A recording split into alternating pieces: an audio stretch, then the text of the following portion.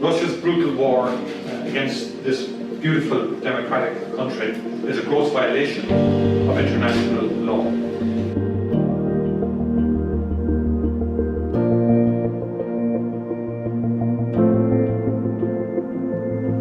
The world is listening. You are being heard.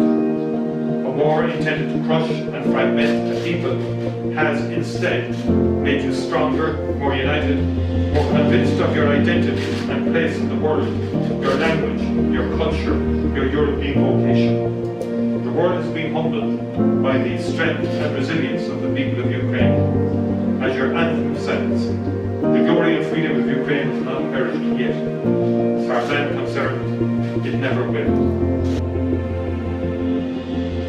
Long live Ukraine. Slava Ukraine. Героям слава.